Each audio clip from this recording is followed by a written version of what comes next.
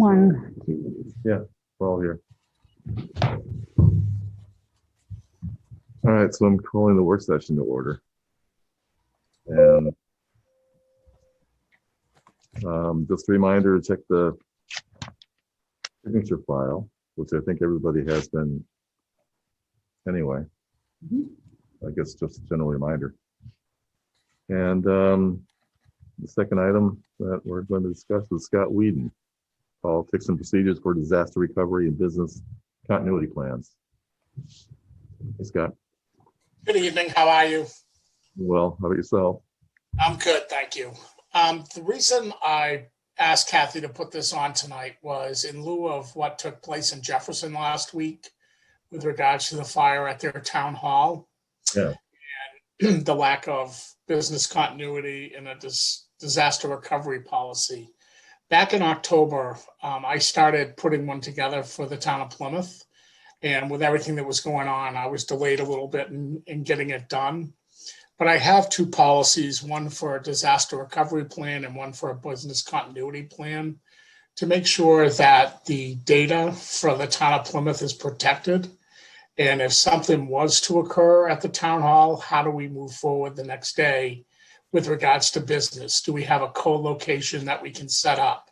Do we have a co-location that the data is backed up in other than on site? And I think there's many different perspectives to where the Plymouth town data sits at certain times, whether it's in a cloud, whether it's in a co-location.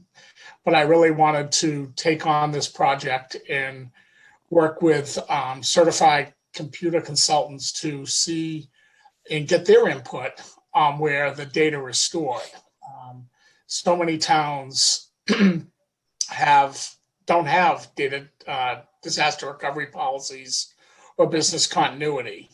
And I think it's something with the size of the town that Plymouth is, it's something that we should consider and maybe move forward in doing this. So I just wanted to put that in front of you tonight to see if you wanted me to pursue this and bring back some findings to the board on where things are currently stored, how our data is protected for the future. Scott, that's interesting. In fact, where I used to be in the state was director of vital records, and I was striving for a hot zone a hot site that we could flip over to, but I wanted it stationed in Bermuda. So I don't know if you're targeting someplace, but Good with that. Good I with would that. suggest yeah. that. Why don't we go to Hawaii? Next That would be move. fine too. Different time zones, kind of bad deal in that regard, but This anyway. was, or currently is one of my roles at Health Trust is developing the disaster recovery and business continuity. And there are a few sites around the state that we currently use for backup locations, one being in Bedford, which is protected from fire and all the mitigation pieces that you'd want to look at. And then we do have a co-location that's located in Bedford that if something happened at the Health Trust offices, we could pick up and go to our co-location and seamlessly continue with a call center, taking care of enrollees and member services. So I just wanted to take a look at it and see what we currently have in Plymouth and what maybe we need, and get some idea of where the data currently is. Scott, are you just looking at the town hall, but police services, fire services, everything under the sun, I suppose?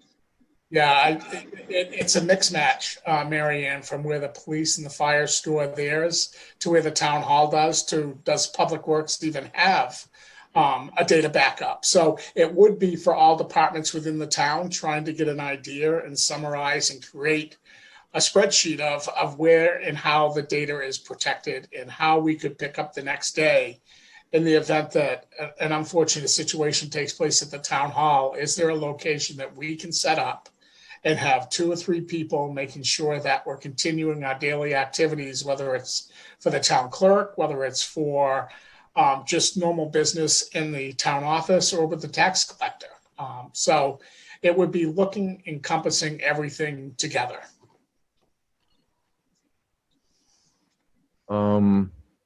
Now the PD probably already has a site that they can flip over to, right? Or at this point?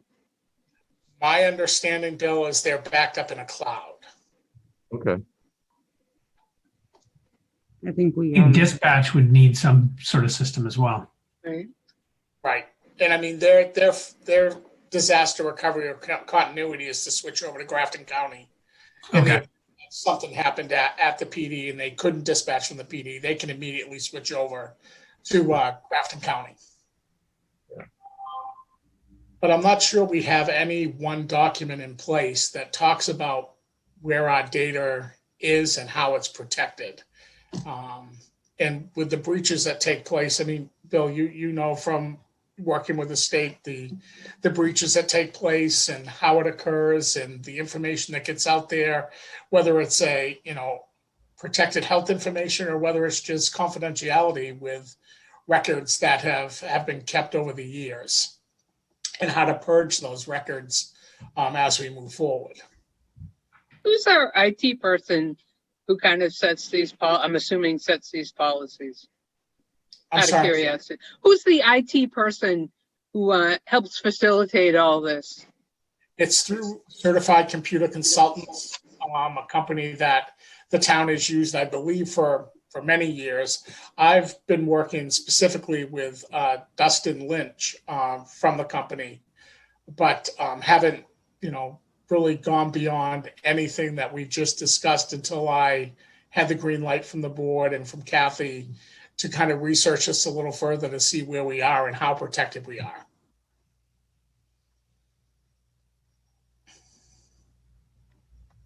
Any other?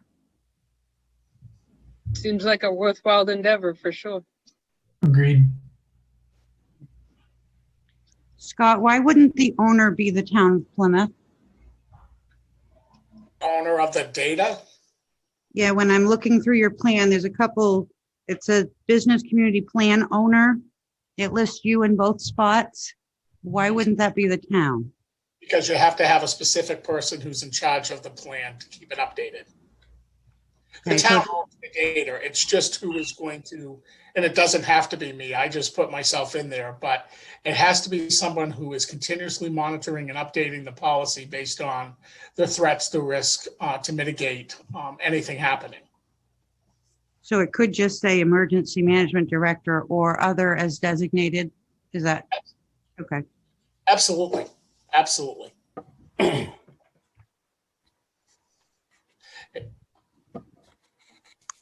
So I got a question about the vault. I mean, I hear the chuckle, but It's my hiding spot. I just wanted to kind of like make sure that the vault is somebody actually seals it or at least close. I mean, I'm not certain if that's the doors left open or is it It is shut every night. okay? And if need be, that would be a location potentially that we could go to if we had to. And we could lock it from the inside. Okay. We tried that? No, I'm afraid nobody will let me out. Just bring your cell phone. I never looked to see if there's a way to get back out if you get in there.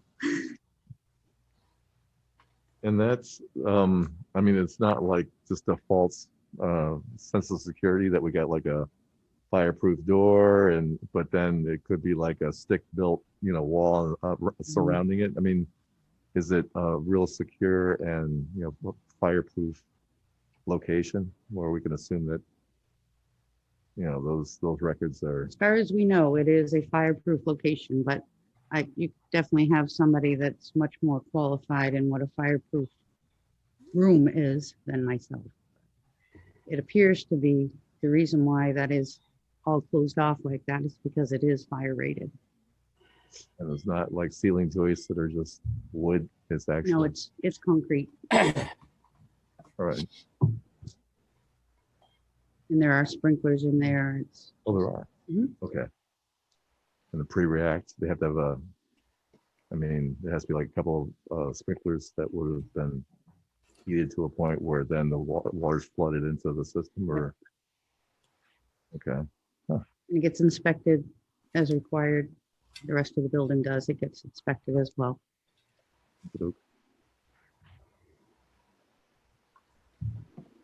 should we place the hard copies within the continuity policy as well, or?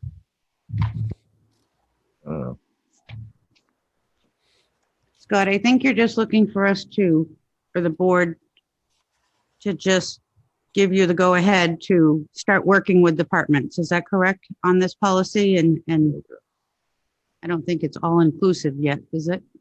No, not at all. I just wanted to brief the board on it and get the green light to move ahead as a mitigation strategy and report back to the board with the findings I have before anything else is done. I just want to see where we are, set the groundwork, and bring that back to you.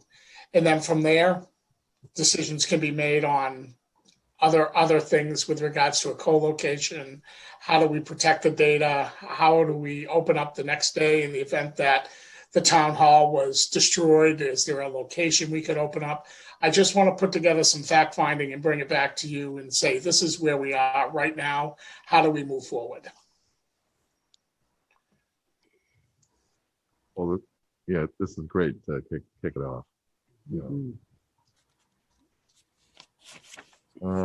Zach or Neil, any comments, or John? I agree. It's a good idea. Glad Scott's going to do it.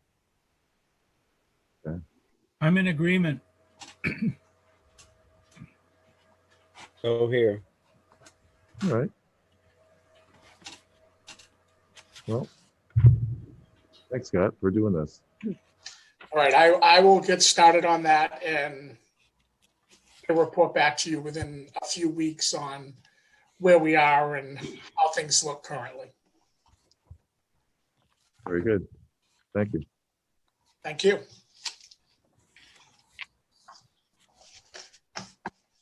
All right. Next, Mary Ann Barnsley. That would be me, sir, Chairman. That's right. I remember now. Yeah, it is you. So I know we've talked a bit about coming up with a formal budget committee to kind of, unified budget, consistency, anything we can see to address it as we go forward. And one of the things that I thought was, how many times a year do we actually review the budget? Especially I was thinking about revenue and how sometimes we fall short and we need to rejigger things. That's the real word. And it seemed to me, and in talking with Ann, we should probably be reviewing the budget quarterly. Hopefully that's not too much of a strain on the staff to produce that. But I think given that's probably our biggest responsibility as a select board, I think we need to keep on top of that. So I would like to see the budget committee propose, when we get down that path, to go quarterly for the review. I just wanted to throw that out there. Talking about more like an accounting of everything, or because people probably get their budget reports, right? Like monthly, maybe? Every other week, usually every other week when bills are paid, they get them at a minimum, they get them monthly. Revenues, they get them on a monthly basis right now. So I guess I'd like to see the budget committee, and maybe it rolls up into the select board, where we are with things. Are we running out of money faster than we think we should? And how does that affect everybody's budget? I know it was talked about, they're used to pulling back kind of late winter, I guess, because all the money's been spent and our revenue isn't high enough, or we haven't predicted it to, to cover everything. I'd just like to see us get a better hold on it. Would you like a quarterly update? I would personally love a quarterly update. Okay. Yeah, I think one thing you'd see, like with the highway department, their expenditures in the first part of the fiscal year might not be that much, but then December, January, February, that's when they get hit with a ton of stuff, you know, with the overtime and all that. So it does vary. So we do have a spreadsheet that we can send out to all of you, and we plan on updating that probably every other week as we pay bills and stuff. So yeah, we can send it quarterly. Yeah, that'd be great. Certainly don't want to micromanage. But once again, it seems like that's our biggest responsibility to the town, is keep our costs in line. And I think, you know, personally not getting caught off guard would be helpful. Okay. What is it that you'd like to see the budget committee?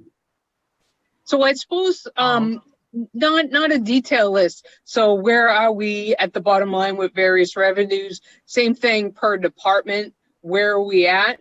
You know, what did we, and I know, like John said, it's going to vary. Is there a better way for us to do that? Why is spending always come during those winter months as opposed to being spread out?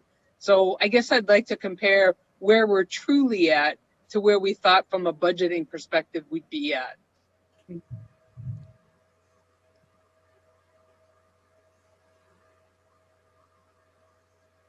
I think winter shows more taken out of the budget because of the hardness of it, you know, the hardness on the equipment.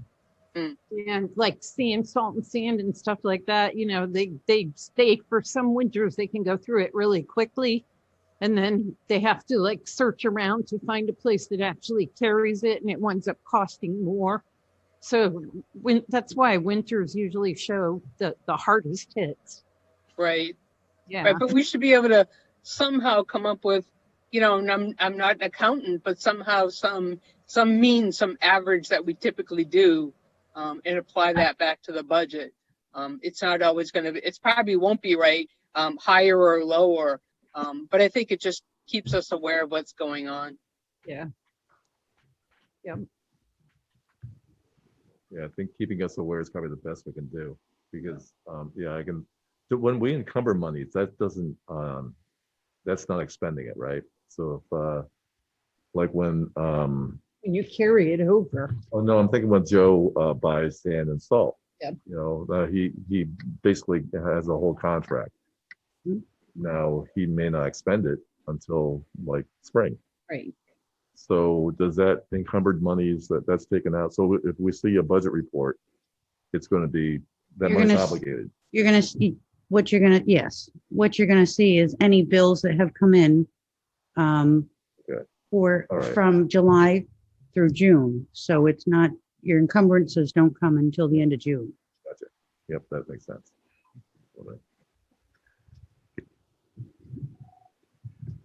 All right, yeah, that'd be helpful though. Yeah, I definitely think in the context, I mean, we're signing purchase orders and all of that, and I'm not sure we always have the best context on how the overall budget is going when we sign off on those things. And I think we end up coming from a position of, you know, mostly we believe and trust the people who are managing it. But I think if we had a better understanding of how the budget was going, we would have more confidence in signing those those purchase orders. Agreed. I think that's a good point. Well, that's one reason we asked Joe, or we asked the other department heads, is this in your budget? You know, and I think we do that on a regular basis when we're approving some of those big expenditures, even with the fire department and police. Right. And the department heads letting us know that those were included in the budget and they haven't been expended someplace else, or they're not extra expenditures above what was originally budgeted or planned. I think that's true most of the time, but that's not always the case. I mean, even on our agenda later this afternoon or this evening, you know, Chief just had a radiator repair that he's coming in. I know that obviously impacts his budget because that's an unanticipated expense, but yeah. I'm not entirely certain exactly what the impact of that is. Doesn't mean he's not, Well, and we can ask him, but just having that data to be able to support him better, I think would be useful. Yeah. I think in that Radiator case, Ann, isn't it anything over what's the dollar limit that the individual department head can approve, or what has to be brought before the Anything over 5,000 has to come Right. to the select board. Anything over 2,000 has to come to Kathy. Yep. And then Okay. That's anything what I thought over it was. 1,000 requires a purchase order. Irregardless of whether it's budgeted or not, right? That's right. Yep.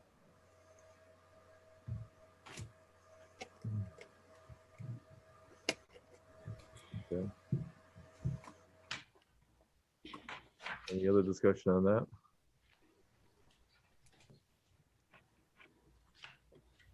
All right, we got 40 minutes to kill. Why, are you wide open now? Wide open what? You have nothing more on the agenda? Yeah, why? You got something to talk about? Well, it's something I'm concerned about. Last week we had 45 active cases for a couple of days. The incidence of COVID-19 is climbing in Plymouth, and it's been staying up there. And I listen to the news, and they're talking about these foreign variants that are highly contagious. And I get reports from people that some of the big stores are not enforcing the mask ordinance. I'll just say, for example, Walmart. I know they have cameras in their stores and they can monitor them, but people are barging around in groups, and it's just like there was no pandemic at all.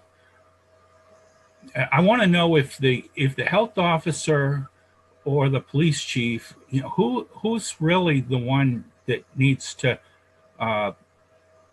implement enforcement.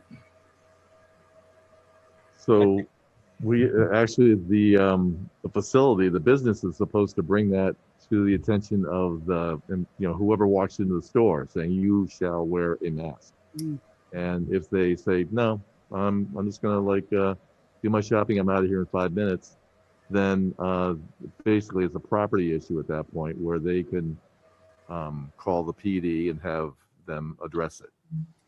So unfortunately, I think Walmart, even though they have someone stationed at the door, to check whether they're escaping from the store with something, they're definitely not as aggressive as like Hannaford, who will tell you, that you shall wear a mask and make sure that you have one as you walk into the store.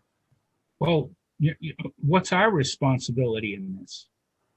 Well, we did the ordinance, and now it defers to, like a trespass issue, a property issue, if the businesses don't comply with the ordinance, and also the state ordinance, the governor's ordinance. So, we could, actually, either, we could approach like Walmart or something and indicate that you've got an issue. But unfortunately, unless you've noted dates and times where you see people running around without masks, it would just be like, by the way, we have an ordinance in town. We've heard that there's an issue with people walking in without masks. Unless you don't see them without masks, you can just say you need to comply with the ordinance by telling people to wear a mask. But Is that okay, Scott?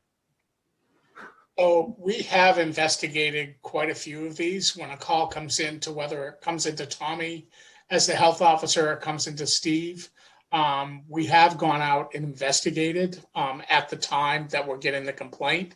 I will tell you that we've also talked to the Attorney General's office, and recently the Attorney General's office sent out a new memo to the retailers, making sure that they realize that masks need to be worn. And there is a state mandate for that. And the mandate, they sent it out at the same time that the governor reissued the mask mandate.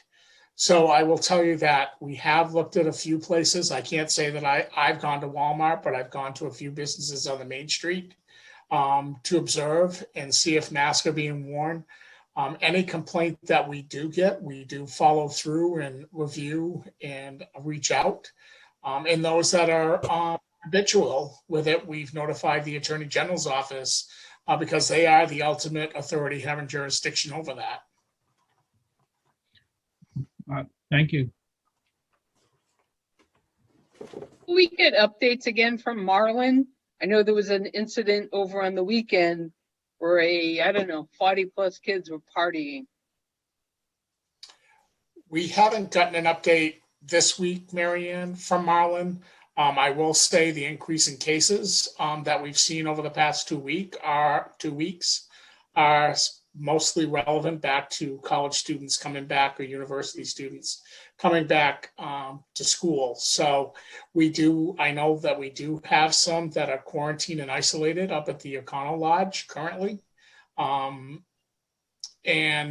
we should have an update from Marlin. Today's Monday, Wednesday. We should have another update. Okay. Thank you. I know that in Tommy's weekly report that he sent out, he did provide the link to the PSU COVID reporting board that they have. So I know that's on there, but that's what we've seen over the past couple weeks.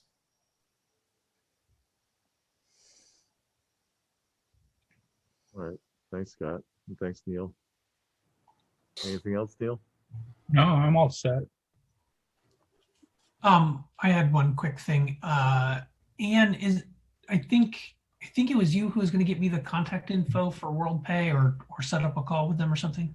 I did send out an email last week to you with all that information. Zach. Oh, how did I not see that?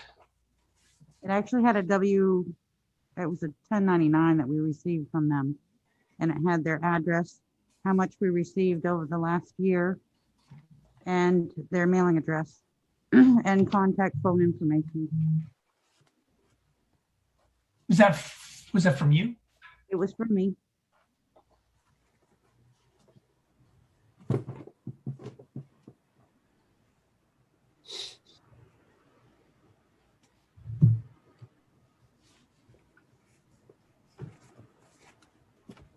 Ah, I see it now. Thank you. You're welcome. So Marlon will be on February 22nd's agenda to give an update for PSU. Great. Thanks, Kath.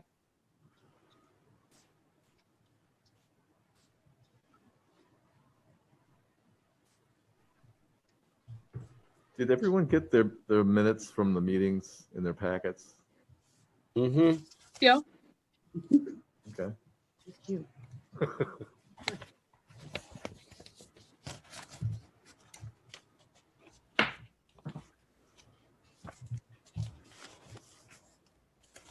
So at the next work session on the 22nd, Kathy and I are putting together a kind of a quick explanation for the board for your first virtual meeting. So just ask the board to review that when you get your packages ahead of time. So if there's anything that we're missing or anything that we can help you explain each warrant article coming up for your first meeting on the 27th.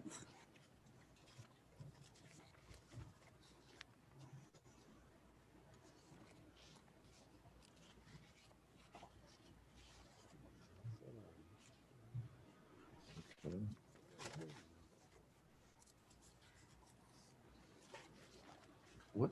Oh, never mind. So the postcards are going out tomorrow, or no? When? This week, I think, Okay. before the 12th or the 14th or something like that. I don't know. I think it's before the 12th. And we're not calling it drive-through voting, right? Right. Yeah, because It's that's, ballot voting. Yeah, because people will be going and there'll only be a couple of designated Right. parking spaces. So Josie may call members of the board sometime this week and say, what are you doing? Want to come help stick labels on these postcards? It would be great if you guys had extra time. We'll let you know when. I offered. I know. 'Cause I'm a We have nice guy. 7,700 postcards going out. How many? 7,700.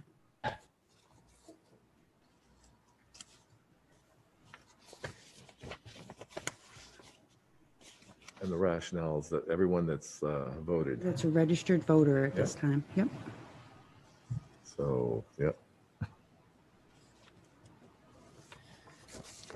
And the other thing, Tuesday, March 9th, when they were holding the elections, we're asking that all the board members be present to help out because I think they're going to really need your help. Usually we have like one board member for a few hours and then we have another one for a few hours. That I think this time they're going to need all of you on board. For what? The March 9th elections. If you're running for election, you can't. Can't. Well, yeah. So that exempts you, doesn't it?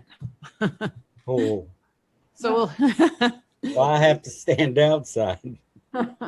Josie or Bob might be consulted just to, you might be able to do something, you know? You can count the school ballots. Okay. I don't know if you can Well, I'll hand them be out. out there trying to get some votes too, though. There you go. True. I mentioned that I had the minutes in my packet, but I do not have the minutes from the meeting. Oh. I just have, I have everything for the work session and then I have the appointment letters for the regular meeting, but I don't even get the minute meeting. you scan stuff. Was this from your box or did you Yeah. get it by email? It's from your box. Yeah, I got it from my box. Oh, okay. All right, so, Did she? I didn't- Yeah, because via email, I got all the meeting minutes. Okay. Alright. So John, check your email. Okay.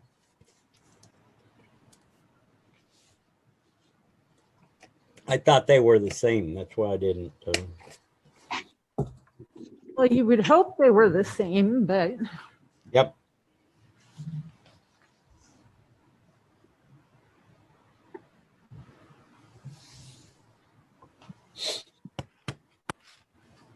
okay, we had January 25th.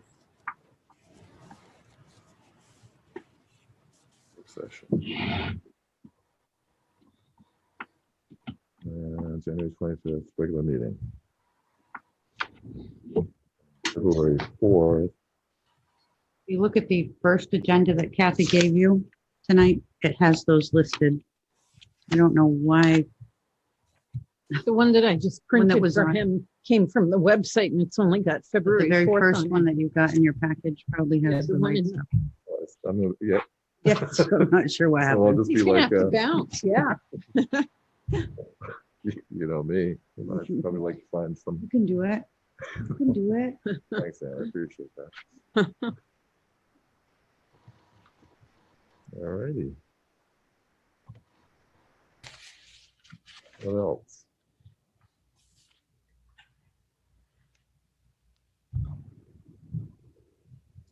Well, I'm gonna mention it during the regular meeting, I guess, but I was speaking with Patty Biederman, and basically that set her up for a donation for Lakes Region Mental Health Center. But we were chatting about stuff, and she said, make sure that you tell the rest of the select board how beneficial the mask ordinance was for them.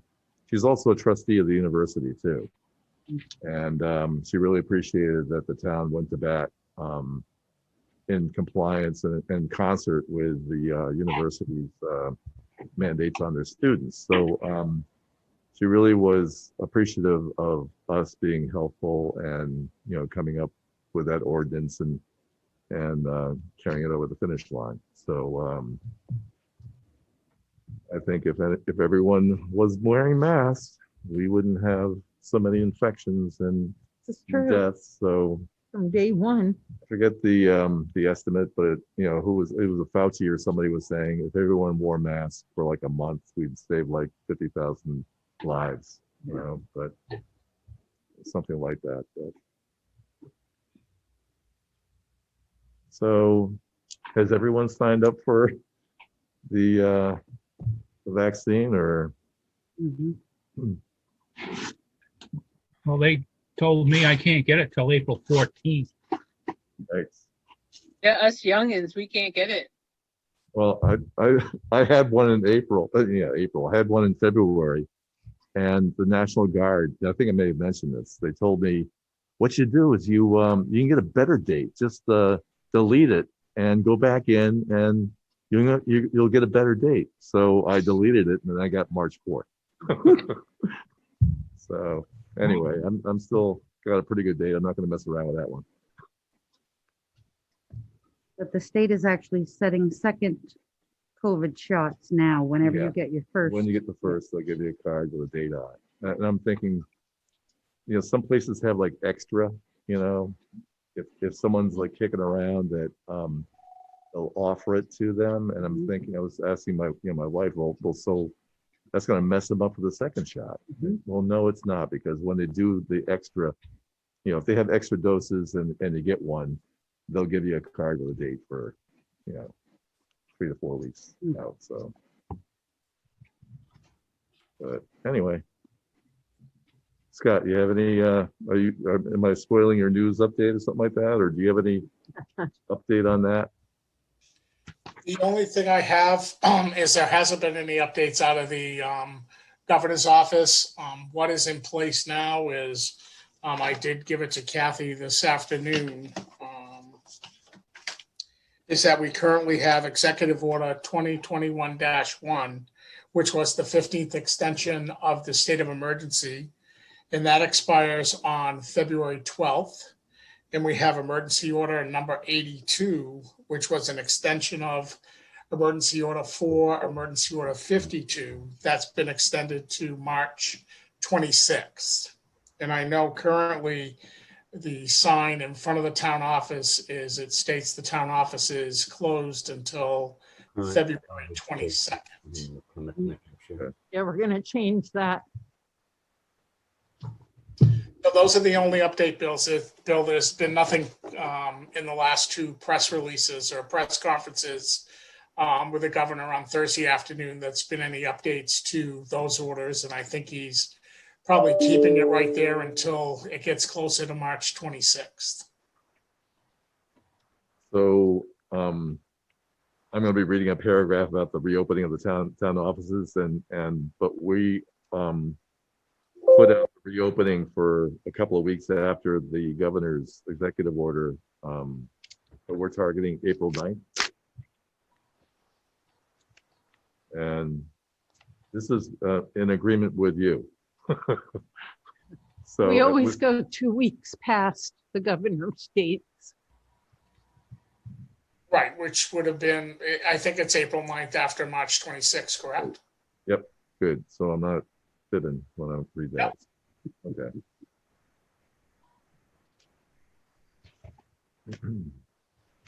All right, now I got 20 minutes. Recess. We could probably do the meeting in the next 20 minutes, and then we can all sign out and have dinner.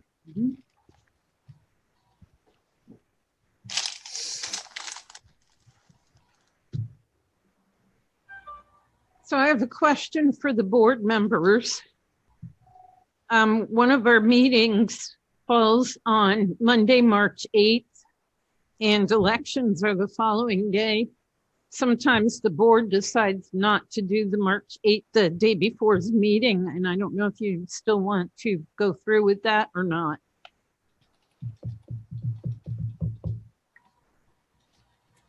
When would your next meeting be, Kathy? After that? Well, soon, March 22nd.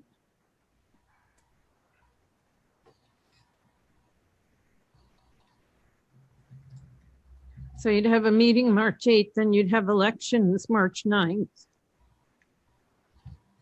We can actually opt out of having a meeting? Mhm. You can opt out of it.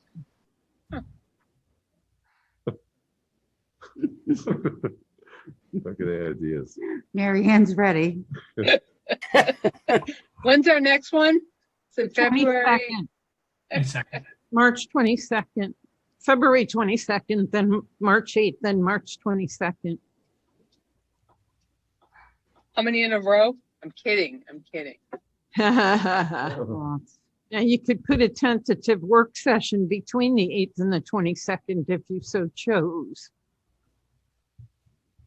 Which normally we would do because normally we would have, I mean, that would be after elections. So we'd have new board members. So we would normally hold a work session that following Monday.